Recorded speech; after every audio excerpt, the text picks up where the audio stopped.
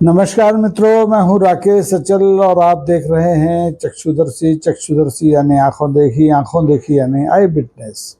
आज मेरा मूड बहुत ख़राब है और मेरा मूड ख़राब होने का कारण भी है। मेरा मूड दरअसल इसलिए ख़राब है कि देश की सबसे बड़ी अदालत अक्सर महत्वपूर्ण मामलों पर सुनवाई करती है और सुनवाई करने के बाद लंबी सुनवाई करती है और सुनवाई करने के बाद फैसला भी तैयार कर लेती है, लेकिन उसे सुरक्षित कर लेती है। और ये फैसला सुरक्षित होने के बाद जो पक्षकार हैं उनके प्राण जो है कंठ में अटक जाते हैं। अब ऐसे तमाम मामले हैं, एक दो नहीं सैकड़ों मामले हैं जिसमें सुनवाई होती, लंबी सुनवाई होती है, महीनों सुनवाई होती है और आखिरी में जब फैसले की बारी होती है तो माननीय सुप्रीम कोर्ट या नीचे के कोर्ट अपने फैसले सुरक्षित कर लेते हैं। आज जो फैसला सुरक्षित किया गया है वो उन बेजबान लोगों के बारे में है जो बेचारे कुछ बोल नहीं सकते हैं, सिर्फ भौंक सकते हैं, उन्हें कुत्ता कहते हैं। तो कुत्तों के बारे में माननीय सुप्रीम कोर्ट ने स्वयं एक 3 सदस्यों की बेंच में सुनवाई की, मुख्य न्यायाधीश जस्टिस BR गवई के निर्देश पर, और लंबी सुनवाई के बाद फिर से फैसला सुरक्षित रख लिया। दरअसल मामला ये था कि 11 अगस्त को NCR में और दिल्ली में जो हाई कोर्ट के हमारे जो सुप्रीम कोर्ट के जज थे, 2 जज थे, उन्होंने स्वतः संज्ञान देते हुए 28 जुलाई की बात है, 28 जुलाई को स्वतः संज्ञान लिया कि आवारा कुत्तों के काटने से घटनाएं और दुर्घटनाएं बहुत हो रही हैं। इसलिए 11 अगस्त को ये फैसला सुनाया गया कि दिल्ली में और NCR में जितने भी आवारा कुत्ते हैं उन्हें पकड़ करके एनिमल शेल्टर्स में भेज दिया जाए। अब जब ये मामला चूंकि अदालत में पहुंच गया तो उनकी पकड़ धकड़ शुरू हुई और जिस ढंग से, जिस अमानवीय क्रूरतापूर्वक तरीके से आवारा कुत्तों की पकड़ धकड़ शुरू हुई तो बहुत से पशु प्रेमी संगठन माननीय अदालत के पास फिर से पहुंच गए और कुछ लोगों ने हमारे जो चीफ जस्टिस हैं जस्टिस BR गवई साहब, उनसे निवेदन किया कि इस मामले में आप दिखवाइए, तो बहुत ही गड़बड़ हो रहा है। तो उन्होंने आश्वासन दिया और उसके बाद आप देखें कि इस मामले की सुनवाई हुई।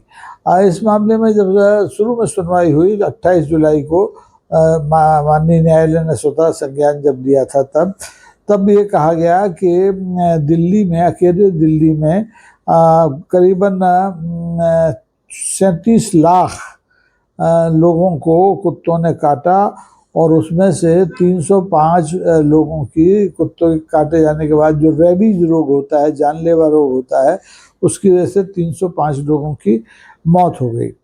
तो जब ये मामला सचमुच गंभीर है और पूरे देश में गंभीर है ये मामला, ये मुद्दा केवल दिल्ली या NCR का नहीं है, हर छोटे बड़े शहर का है।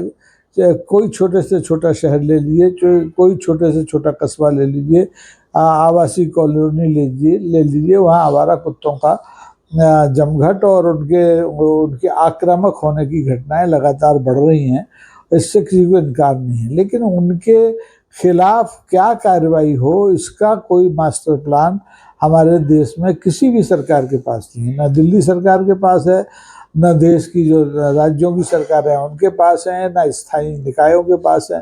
तो ऐसे में जस जस सुरसा बदन बढ़ावा तास रूप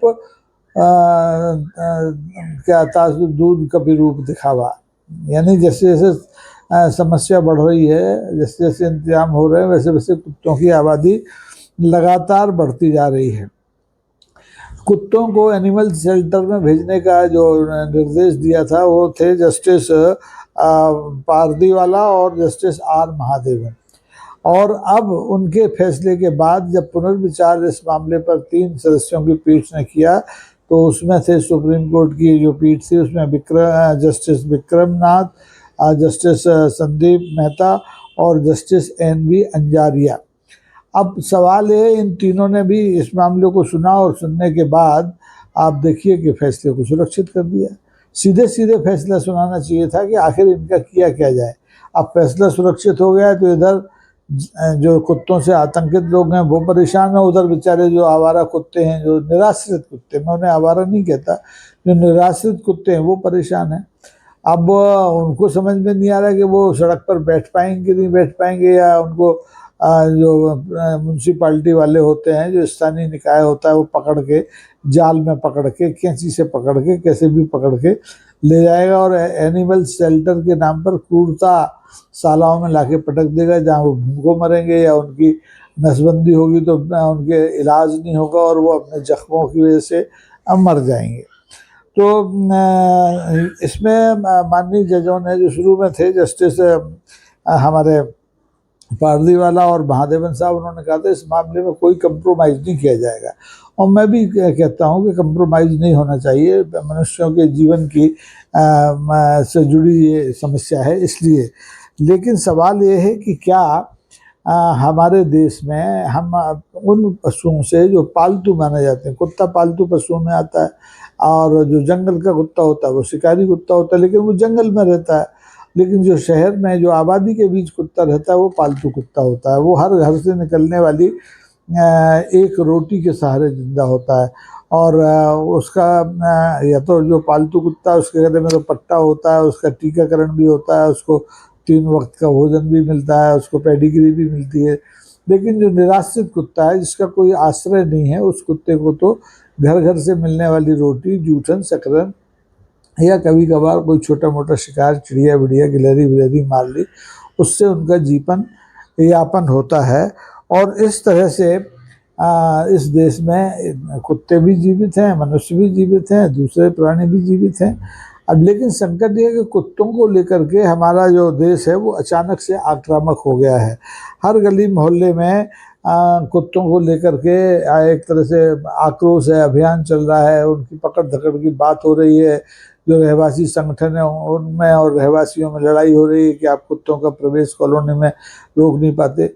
और कई ऐसी घटनाएं हुई भी हैं जहाँ की छोटे बच्चों की जान तक चली गई है। निश्चित रूप से चिंताजनक मामला है।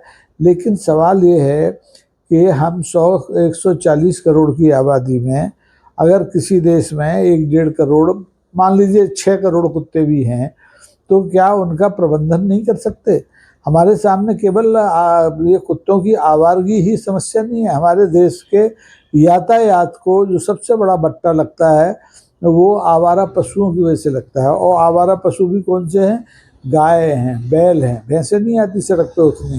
वैसे तो बेचारी बीन बजाते हैं तो अपने चली जाती हैं पोखर में लोड लगाने। लेकिन सड़कों पर ये देखा गया है कि जितने जिनको हम आवारा कहते हैं वो सारे पशु गौवंश से जुड़े हुए हैं।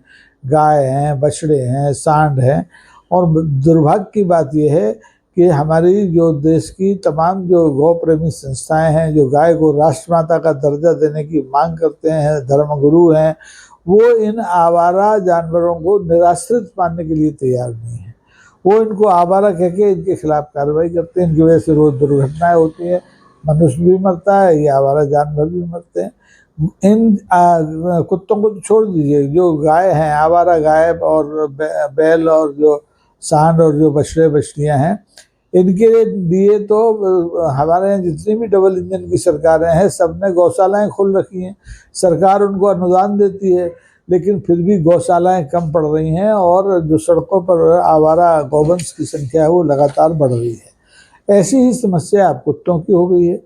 आप जिस तरह से जो आवारा पशु होते हैं, भूखे होते हैं, खिन्न होते हैं, क्षुब्ध होते हैं, तो वो आक्रमण कर देते हैं लोगों पर और उसमें दुर्घटनाएं होती हैं, जान तक चली जाती है। यही हाल कुत्तों का हो गया है।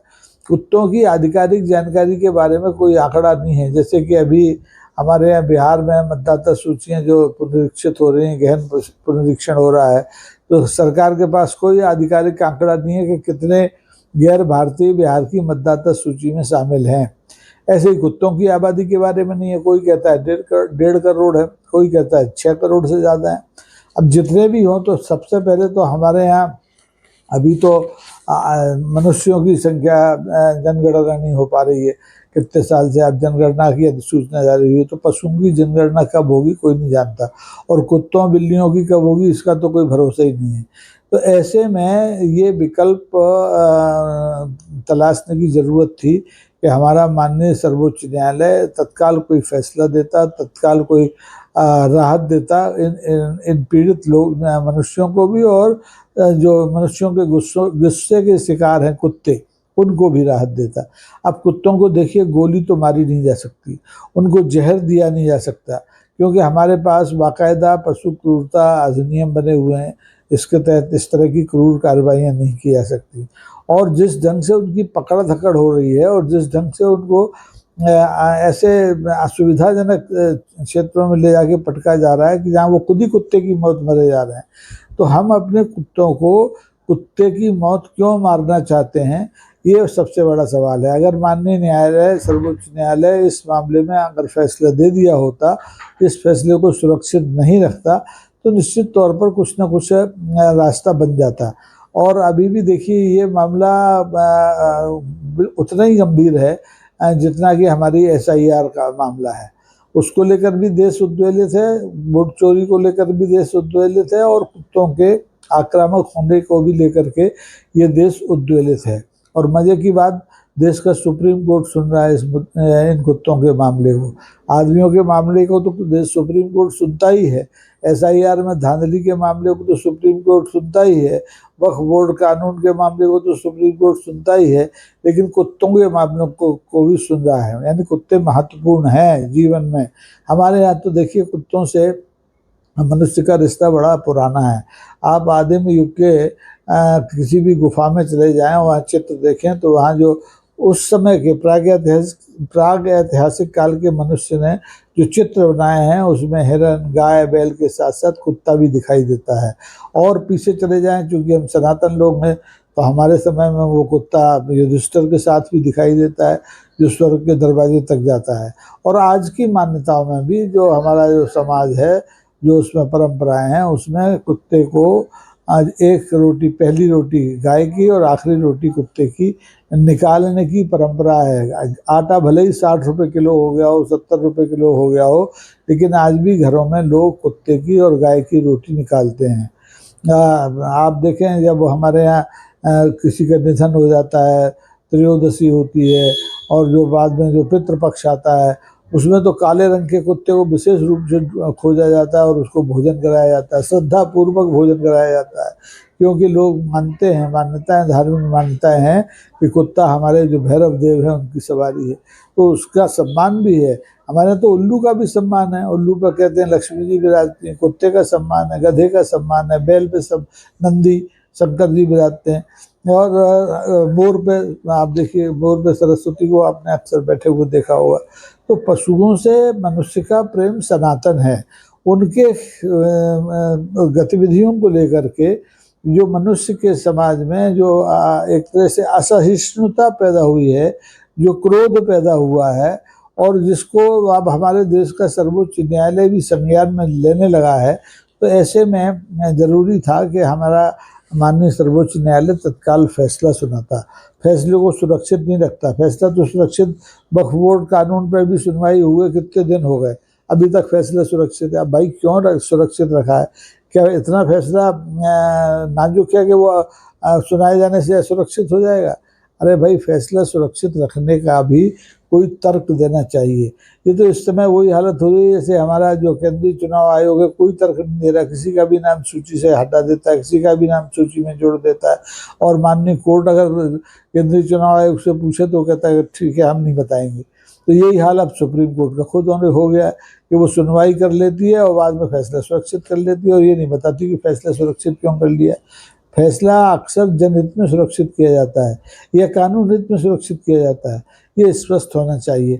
हमारे देश के कुत्तों की ओर से चूंकि वो अपील नहीं कर सकते, वो वकील नहीं कर सकते, वो दलील नहीं दे सकते, इसलिए हम जैसे कुत्ता प्रेमी लोग माननीय अदालत से निवेदन करना चाहते हैं कि वो तत्काल फैसला सुनाए अपना, और जो कुत्तों की आवारगी का या उनके निराश्रित होने का या उनके आक्रामक होने का जो मुद्दा है, उसके लिए कोई ना कोई रास्ता सुझाए, कोई निर्देश दे, कोई फैसला सुनाए, कोई आयोग गठन करने की बात कहे, कोई समितियां बनाए, या उनके उपचार की बात कहे। मैं तो विदेशों में देखता हूँ, अक्सर अमेरिका में जाना होता है, वहाँ कुत्ते कितने आलीशान ढंग से रहते हैं। वहाँ एक आवारा कुत्ता मुझे नहीं दिखा। 33-35 करोड़ की आबादी का अमेरिका है, एक आवारा कुत्ता नहीं दिखा, एक आवारा बिल्ली नहीं दिखी, एक आवारा गाय नहीं दिखी।